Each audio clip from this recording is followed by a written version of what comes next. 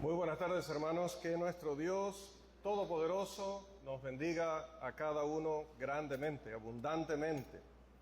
Y damos gracias a nuestro Dios que nos ha permitido llegar con bien a este lugar, a este hermoso lugar, con estas hermosas personas para estudiar juntos su voluntad. Específicamente, hermanos, estamos los días miércoles avanzando en nuestra serie de lecciones, Cristianismo de la vida diaria. Cristianismo de la vida diaria, esa es la serie, es decir, lo que durante meses hemos estado estudiando el tema general, pero luego cada semana estudiamos un tema específico y en esta ocasión estamos avanzando hoy ya para concluir nuestra lección, venciendo la preocupación, el temor y la duda. Hemos hablado de la preocupación en el sentido pecaminoso de este término, es decir, cuando llevamos la preocupación a un nivel que va en contra de la voluntad de Dios, cuando nos desesperamos y nos angustiamos por cosas que nunca sucederán, cosas que han sucedido y sobre las cuales ya no podemos hacer nada, o cosas que van a suceder pero nosotros no las podremos evitar. También hablamos acerca del temor. La Biblia dice que debemos temer a Dios, Eclesiastés 12, 13 y 14. Pero también nos dice en Primera de Juan que el verdadero amor, el perfecto amor, echa fuera el temor. Entonces hay un temor que es natural, que no hay problema en tenerlo. Es más, hay un temor que tiene que ver con la reverencia y el respeto a Dios, pero hay un temor que es pecaminoso, porque es una muestra de desconfianza. No estamos considerando quién está por nosotros, a pesar de quien sea que esté contra nosotros en el universo. Ni siquiera el diablo, ni la vida, ni la muerte, dice, ni lo porvenir, ni lo alto, ni lo profundo. Nada debe intimidarnos, nada debe derrotarnos. En Dios somos más que vencedores. Y lo que completa esta triunidad de herramientas de Satanás para tratar de desarmarnos, de destruirnos, de condicionar nuestra vida espiritual es definitivamente la de la duda, una de las más fuertes herramientas de Satanás en nuestro tiempo. Y es que alguien ha dicho que sembrar una duda puede ser a veces más poderoso que explicar una verdad.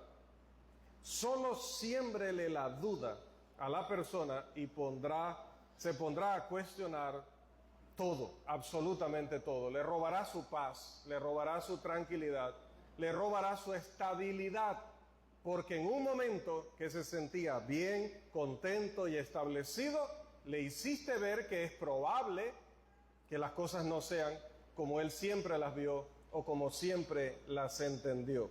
Y hay mucha incredulidad, hay mucho escepticismo en nuestros días, en nuestra sociedad, debido a que profesores, filósofos, a que los medios de comunicación, de una manera u otra, sea a través de desinformación o a través del entretenimiento, pero manipulado para lavar cerebros, han logrado sembrar en las personas la duda de ¿la Biblia será verdaderamente un libro de Dios? ¿Verdaderamente ser cristiano vale la pena? ¿Ir a la iglesia es necesario o importante? ¿Realmente existe Dios? ¿No será que venimos de una evolución? ¿No será que el universo viene de una macroevolución, una superevolución? ¿Será que todo lo que me han enseñado, todo lo que he creído es realmente así o hemos estado engañados? Y hoy salen en las redes sociales tantos supuestos expertos en diferentes ámbitos diciéndote todo el tiempo nos han engañado. En realidad las cosas no eran así. Y ciertamente hay buenos profesionales, gente sana que te está tratando de quitar muchos tabúes, muchas ideas necias que nunca tuvieron un fundamento en la verdad en cualquier ámbito de la vida.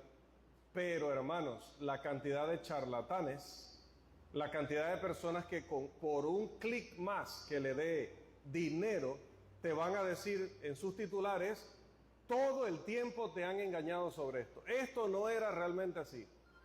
que al final vas a hacer clic, vas a escuchar y vas a invertir tiempo en alguien que no te está ayudando, sino que te está desviando de la verdad y te está haciendo dudar de lo que bien habías aprendido. Pero, hermanos, ¿qué podemos decir acerca de todo esto? Estas razones que las personas tienen para dudar son cosas que nos atan a esta tierra. Y el apóstol Pablo ya nos ha dicho en la carta a los Colosenses que nosotros debemos más bien apartar los ojos o la mirada de las cosas de la tierra y ponerlas en las cosas de allá arriba. Y por eso existe la iglesia y por eso estamos estudiando juntos, para que en la vida diaria cristiana que estamos llevando no permitamos que nadie siembre esta cosa tan dañina como lo es la duda. Porque somos un pueblo de fe y la fe es convicción, la fe es seguridad, certeza, ancla firme, por lo que ella motiva nuestras vidas, es lo que nos mantiene en marcha. Si perdemos la fe, entonces va a aparecer la duda. Consideremos algunas cosas brevemente que Dios ha dicho acerca de la fe, las tenemos en pantalla. Porque por fe andamos, no por vista, 2 Corintios 5:7. Porque por la fe estáis firmes, 2 Corintios 1:24. Y también nos ha dicho, pelea la buena batalla de la fe, echa mano de la vida eterna, a la cual asimismo fuiste llamado, habiendo hecho la buena profesión delante de muchos testigos. 1 Timoteo 6:12. Sí, la fe, la convicción, la seguridad es esencial en nuestras vidas. Cuando el apóstol Pablo escribió a las iglesias de Galacia, él proclamó poderosamente, ¿recuerdan Gálatas 2:20? Vamos a ese pasaje, por favor, para recordar qué dijo el apóstol allí. Gálatas, capítulo 2, versículo 20. Y por favor, si usted es de los que raya los libros, especialmente la Biblia, o le hace notas, subraye allí, resalte, póngale una nota allí a pie de página, debo memorizarlo, punto y seguido, debo vivirlo. Gálatas 2:20, ¿qué dice, por favor?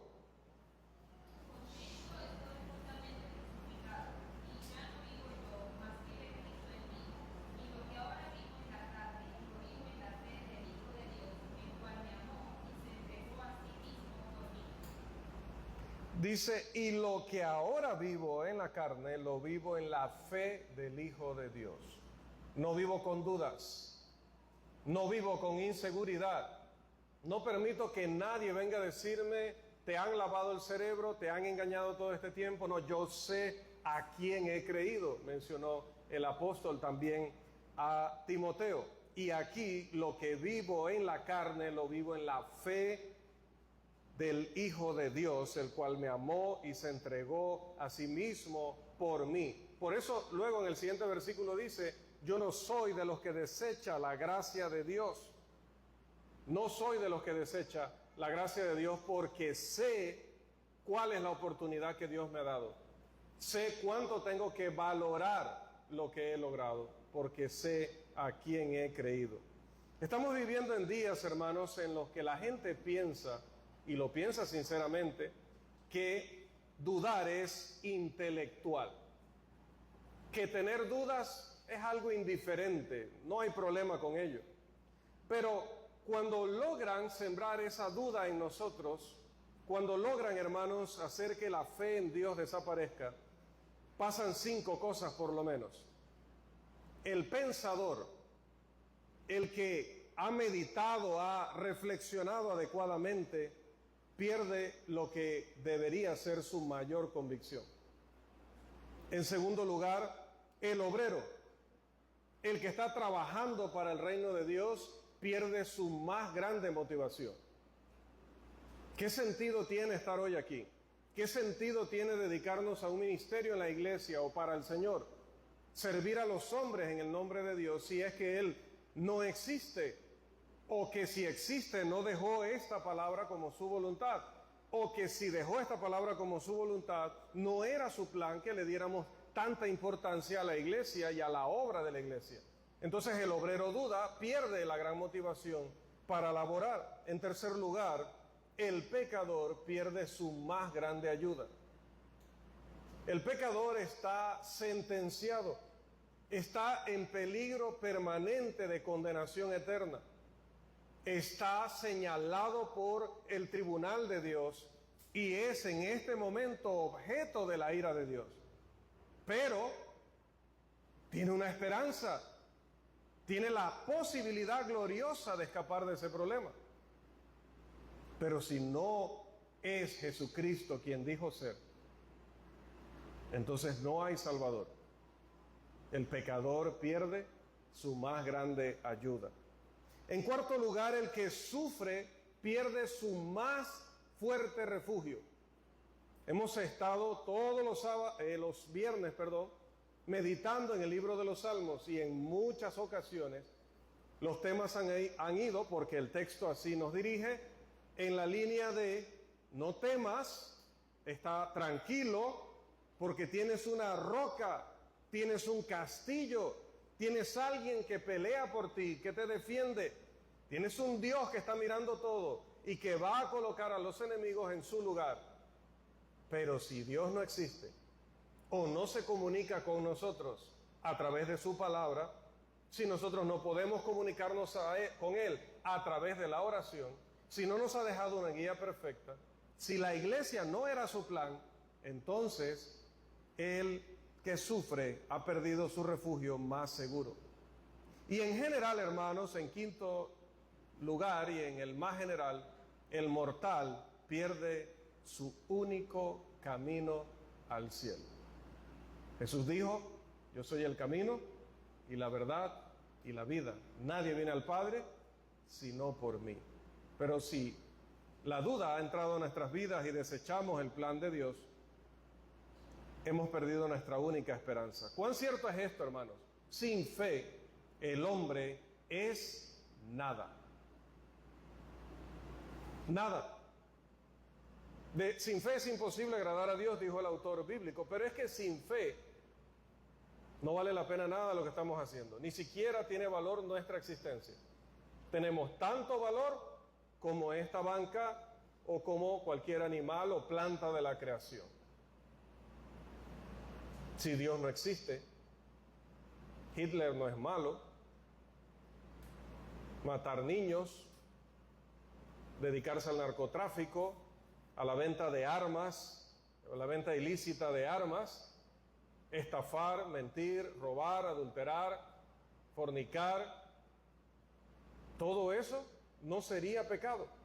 No existe Dios, no existe un estándar por el cual medir las acciones, palabras y pensamientos de todas las personas en todos los tiempos y en todos los lugares. Entonces cada quien debe actuar como los animales, debe actuar según lo que le indique su instinto, su deseo o su instinto de conservación, de protegerse de otros y ya.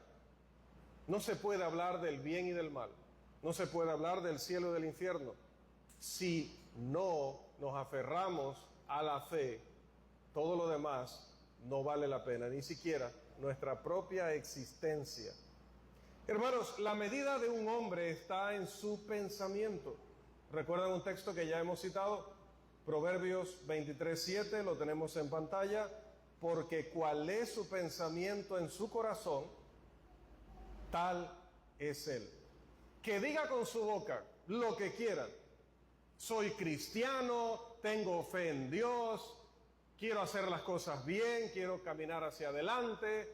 Con la boca podemos decir muchas cosas. Creo verdaderamente en Dios, confío en mi Padre, voy a orar, voy a hacer las lecturas diarias de la Biblia. Con la boca podemos decir muchas cosas, pero realmente depende de cómo está nuestro corazón. Eso que nadie más puede ver sino Dios, que nadie más conoce sino nosotros, y ni mucho, porque engañoso es el corazón. Este era el total del hombre para Salomón, su corazón. Allí estaba su fuerza, o su debilidad, su valor o su cobardía, su paz o su confusión, su felicidad o su desgracia. Él es lo que Él piensa. ¿Cuán cierto es esto? Si alguien no tiene una vida de convicción, una vida de confianza, es decir, una vida de fe, hermanos, está destinado al fracaso, destinado a una vida de duda. Recuerde que ese es nuestro tercer y último punto. Y una vida llena de dolores de cabeza. Ciertamente, como el hombre piensa dentro de sí mismo, tal es él. Este servidor cree que una de las cosas que más contribuye a llevarnos a la duda es que dejamos de considerar quién es Dios y lo que Él puede hacer y lo que de hecho hace por nosotros. Cuando perdemos de vista eso, es que vienen los serios problemas de la duda. Y creo que hay numerosos ejemplos en la palabra de Dios que podríamos pasar semanas y semanas colocando y analizando, pero ya en un punto anterior vimos el de Mateo 14, 28 al 33, el cual habla, recuerden, de Jesús acercándose a la barca, caminando sobre el agua. Se asustan los discípulos y cuando Él les dice, no teman, soy yo, Pedro dice, si eres tú, condicional, ¿no? Si eres tú, si de verdad lo eres, manda que yo vaya a ti caminando sobre el agua. Y como sabemos ya, efectivamente, Pedro bajó de la barca, puso el primer pie y no se hundió, el segundo pie y no se hundió, y comenzó a alejarse de la barca rumbo hacia Jesús, y dice la Escritura que no se hundía. Mientras Pedro, ¿qué cosa? Confió en el Señor. Confió en quién es Jesús, lo que Jesús podía hacer por él y lo que Jesús siempre estaba haciendo por él y por todos los discípulos. Mientras mantuvo sus ojos en él, también se mantuvo realizando su deseo, caminar hacia Cristo sobre el agua. Fue únicamente cuando Pedro comenzó a evaluar desde el punto de vista humano los factores circundantes, cuando la duda apareció. Y cuando la duda apareció, se desapareció la fe. Y cuando se desapareció la fe, se desapareció aquello que había entre los pies de Pedro y el agua. ¿Qué era eso que había allí? Y que impedía que él se hundiera. ¿Qué sería? Mateo 14, 28 al 33. ¿Qué había entre los pies de Pedro y el agua que impedía que él se hundiera?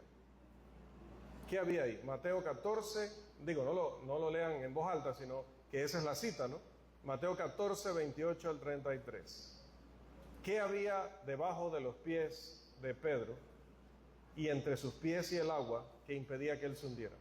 ¿Qué piensan ustedes? A ver. La fe, la confianza. No estaba físicamente, hermanos. Era solo para que analizáramos el tema que estamos tratando. Una vez que apareció la duda, desapareció la fe, desapareció la plataforma y desaparecido el fundamento, allá va todo al suelo.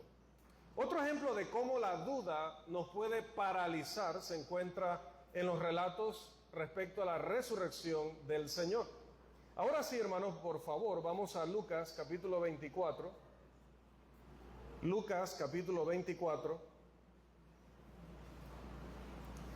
Y vamos a leer, preste atención, 2 versículos cada uno.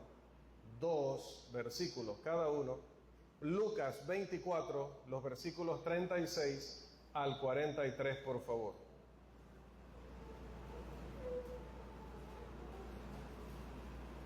Lucas 24, 36 al 43, 2 versículos cada uno, por favor.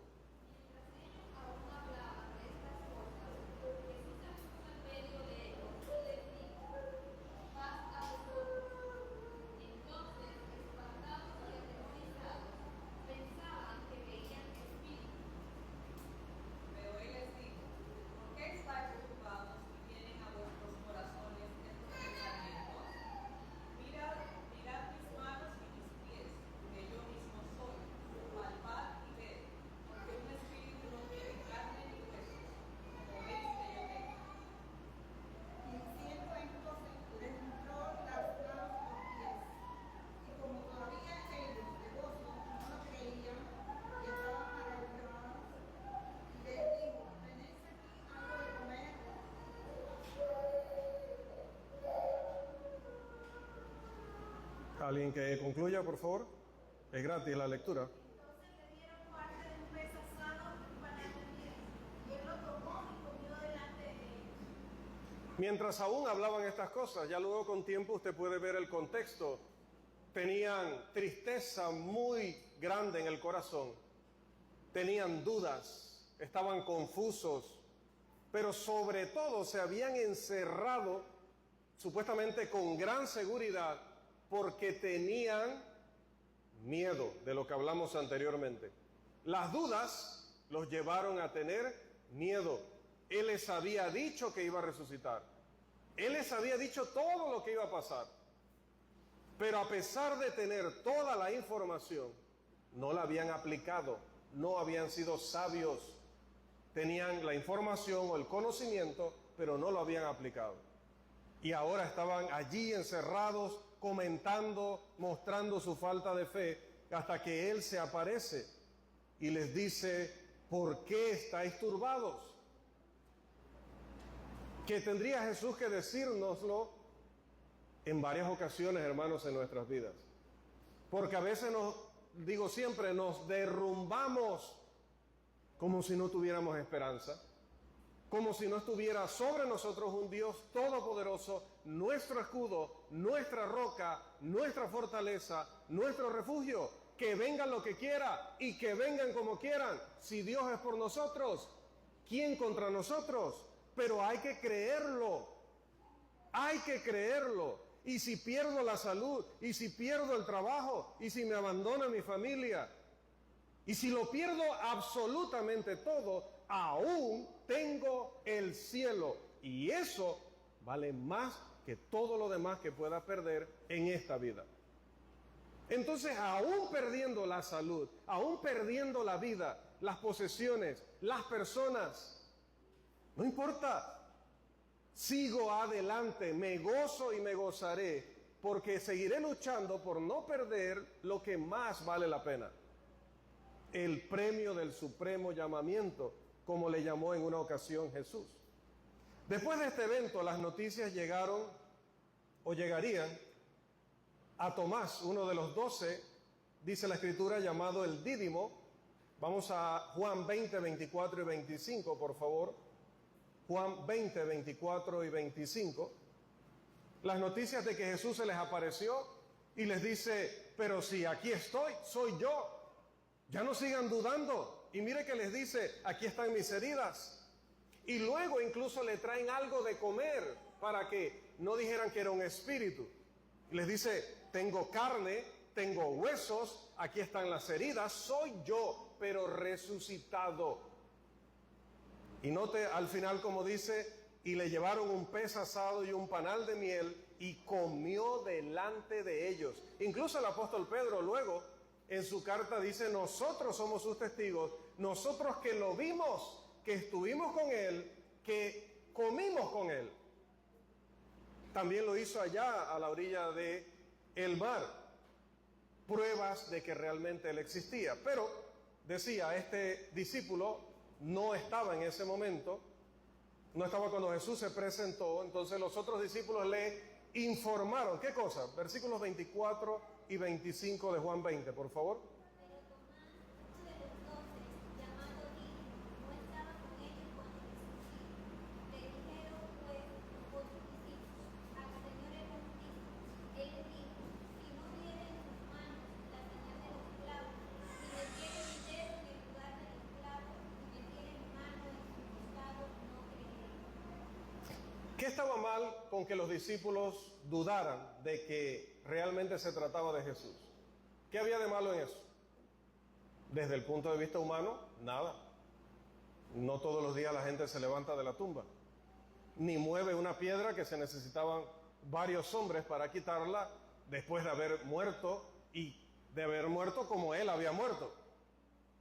Eso no es algo común. Humanamente se podía justificar la incredulidad, pero desde el punto de vista de Dios, considere 5 cosas relacionadas con esto. En primer lugar, estos hombres habían estado con nuestro Señor más o menos ¿por qué tiempo? Alrededor de 3 años. No era que lo habían conocido el viernes cuando lo clavaron aquella cruz. No lo conocían de una semana antes. Habían estado no tantos años, pero habían estado suficiente tiempo con él. Ellos habían visto entonces las pruebas de su deidad. Como dijo en muchas ocasiones, no solamente yo doy testimonio, sino que las obras que yo hago, ellas dan testimonio de mí. Entonces ellos tuvieron toda la información, toda la evidencia que necesitaron. Recuerde que a diferencia de lo que piensan los incrédulos, nosotros no somos personas a las que le han lavado el cerebro, ni a las que manipulan, ni a las que les dicen cualquier cosa y se lo creen de la forma más ingenua. Nosotros somos los principales defensores de la ley de la racionalidad, que dice que el hombre racional llega únicamente a las conclusiones que están garantizadas por la evidencia. Y si no hay evidencia, no podemos concluir. Pero estos hombres habían tenido toda la evidencia frente a ellos. Él había hecho tantos milagros, tantas cosas que llegó a decir, Nicodemo, nadie puede hacer las cosas que tú haces si Dios no está con él. Y Nicodemo no había caminado todo ese tiempo con Jesús, los discípulos sí. Él les había dicho también que iba a tener que sufrir, pero entonces, ¿por qué no le creyeron? Jesús mismo, en segundo lugar, había prometido que aunque él iba a ser arrestado, iba a sufrir de mano de sus enemigos, incluso que iba a morir, iba a levantarse al tercer día. En una ocasión encontramos a Jesús advirtiendo en Mateo 16, 21, que le era necesario ir a Jerusalén y padecer mucho de los ancianos, de los principales sacerdotes y de los escribas, y ser muerto y resucitar al tercer día. Hermanos, sabían todo, tenían los detalles. Él se había encargado de explicarles todo eso. Y en la última semana, sobre todo, les enfatizó mucho lo que iba a pasar. Pero cómo iba a terminar todo. A veces nosotros, hermanos, nos angustiamos, nos desesperamos porque tenemos una situación y no sabemos cómo va a terminar. Y no tenemos a Jesús en persona diciéndonos, tranquilo, tranquilo, que esto va a terminar así. Sí. Él va a volver. ¿De veras? Vas a recibir un mejor trabajo. Lo que nunca soñaste, pero superior a todo lo que hubieras querido en la vida. Si te dice eso después de que te despidieron, ¿cómo reaccionas? Ah, bueno. Mejor, pues que me echaron de allí. Así estoy disponible para ese trabajo que me estás diciendo. Cierto, a veces lo pensamos así, si hubiéramos vivido en aquella época. Pero hermanos, no tenemos que vivir en aquella misma época. Solo tenemos que confiar en el mismo Señor, que no ha dejado de ser ese Señor. Ellos dejaron de confiar en Él porque Él se los había aclarado. La misma promesa fue dada en Mateo 17, 22 al 23. Incluso en la noche que fue entregado, Él les recordó que se levantaría de entre los muertos. Mateo capítulo 26, versículo 32. Sin embargo, ellos hicieron lo mismo que en otra ocasión hizo Pedro. ¿Qué hizo Pedro? Apartó sus ojos de él y la duda se infiltró en sus vidas. Pero hermanos, miren, yo no vengo aquí para darles solo malas noticias. Oye, que somos personas que nos dejamos vencer por la preocupación, nos dejamos vencer por la duda, nos dejamos vencer por el temor. ¡Qué barbaridad! Como si no supiéramos a quién estamos siguiendo, como si Él no nos hubiera dado tantas pruebas de su amor, pero también de su poder. Tengo que traerles también buenas noticias. La buena noticia es que esta lección, la primera palabra que tiene como título, ¿cuál es? Venciendo, allá está allá arriba. Venciendo la preocupación. Yo no vine a hablar solo de estos problemas. No vine a hablar solo de Satanás. Tenemos que hablar de solución. ¿Cómo podemos vencer estos pecados? Primero, debemos desarrollar una fe más grande. Los discípulos dijeron en una ocasión, aumentanos la fe. Pero si pasamos mucho más tiempo con la palabra del que pasamos ahora, Por ejemplo, mire, un desafío. Trate perdón. Esas ocasiones en que trato de decir 3 palabras al mismo tiempo. No es posible. Nunca lo voy a lograr y tengo que convencerme de que no puedo. Si dediquemos, porque dije que era un desafío, dediquemos el mismo tiempo a la Biblia que a nuestro celular. Uf. Sí, ya me vio usted con esa cara de, ¿en serio, hermano? ¿Tanto? Sí. Más incluso. ¿Qué le parece? Saque un promedio, pídale a alguien objetivo. Otra persona en su casa, oye, llévame más o menos el conteo de cuánto tiempo me ves con el celular. Y después que saque el promedio, propóngase dedicarle más tiempo a la Biblia. Por ahí hay un plan de lectura. Ponga manos a la obra, no hay excusas. Pero no solo leyendo y no solo memorizando, sino aplicando esos sagrados principios a nuestras vidas. Hermanos, nuestra fe y confianza en Dios crecerán. Eso es matemática divina. Más palabra de Dios, más confianza. ¿Acaso no dijo Pablo, Romanos 10:17? Así que la fe es por el oír y el oír por la palabra de Dios. Creamos, pero de verdad en esta instrucción divina. Confiemos en la enseñanza que Dios ha dado. En segundo lugar, consulte la fuente adecuada. Les hablaba de estos que se están dedicando al coaching, estos que se están dedicando a darte consejos y sígueme para más consejos y todo aquello. Y nosotros estamos cayendo en eso, hermanos están cayendo en eso porque la humanidad está cayendo en eso. Todo el que sale y nos dice que es experto en piel, lo escuchamos. Todo el que es experto en dietas o nutrición, lo escuchamos. Todo el que es especialista en caída del cabello, lo escuchamos. Y sigue cayéndose sin detenerse, pero seguimos buscando el crecepelo que nunca encontramos. Entonces nos estrellamos una y otra vez con la realidad. Entonces busque la fuente adecuada. Demasiados individuos buscan ayuda, quieren la ayuda correcta, pero en la fuente incorrecta. ¿Recuerda a Roboam? Cuando tenía que pensar qué iba a hacer con el pueblo, le consulta a los ancianos. Sí, como a veces usted nos consulta. O como usted, no porque yo sea anciano, quiero decir, sino como usted consulta a los predicadores, a los líderes, o como usted viene a la clase porque dice que quiere aprender cómo llevar mejor su vida según la sabiduría de Dios.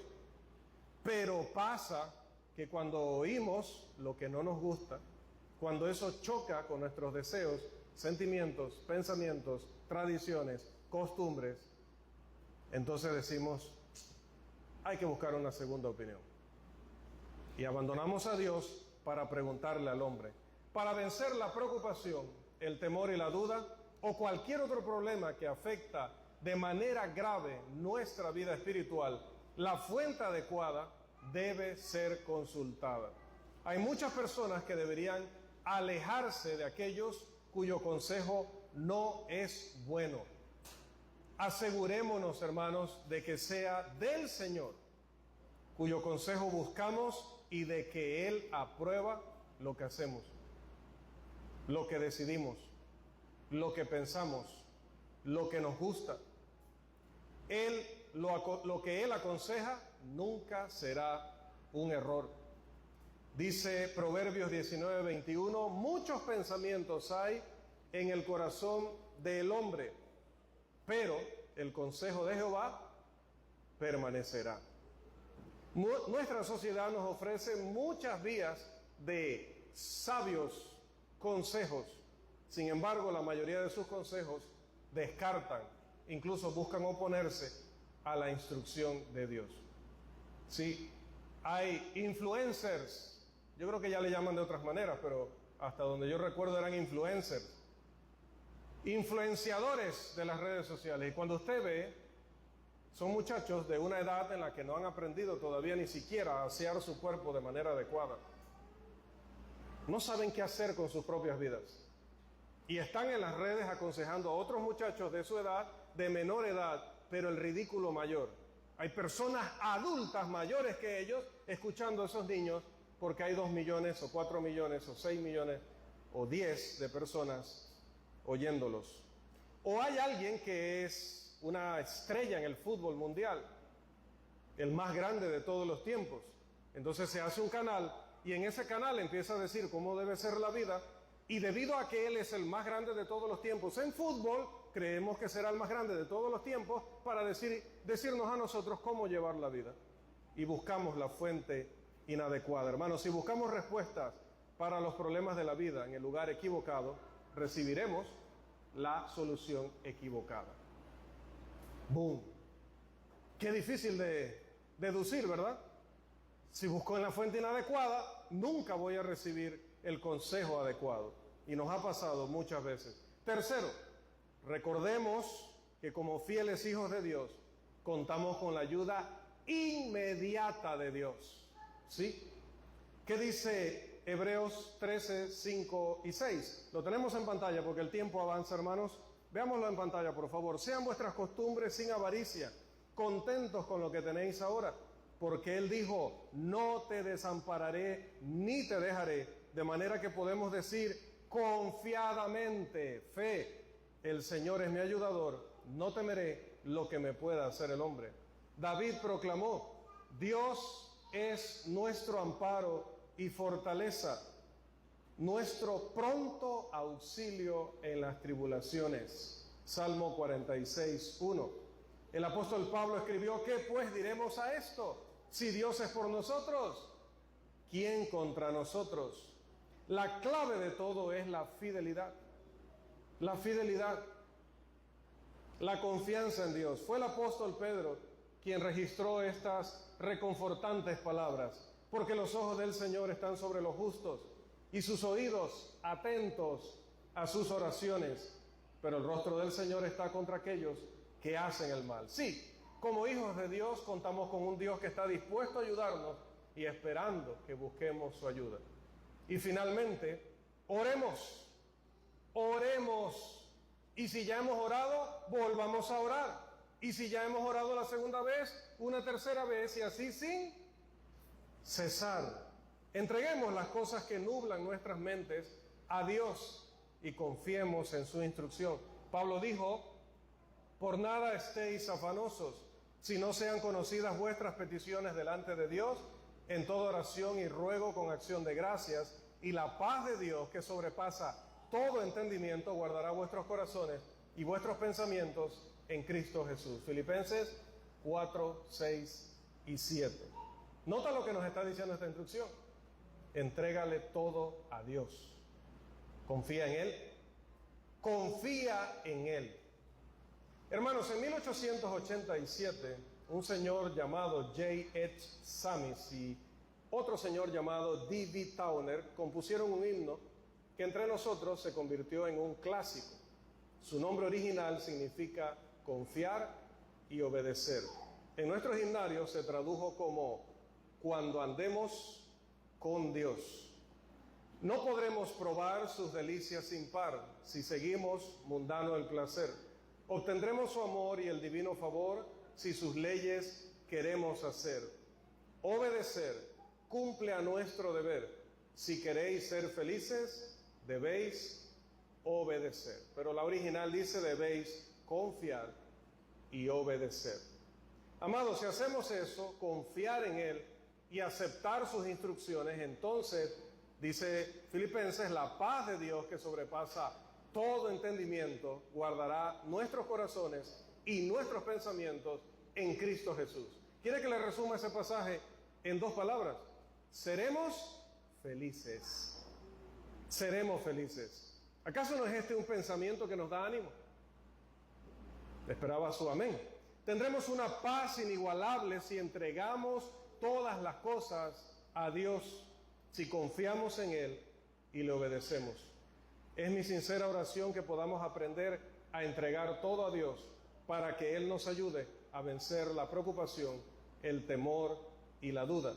Siempre recordemos que feliz cantando alegre, yo vivo siempre aquí. Si Él cuida de las aves, cuidará también de mí. No es solo entonar lo bonito, sino creer lo bonito. Que el Señor nos bendiga.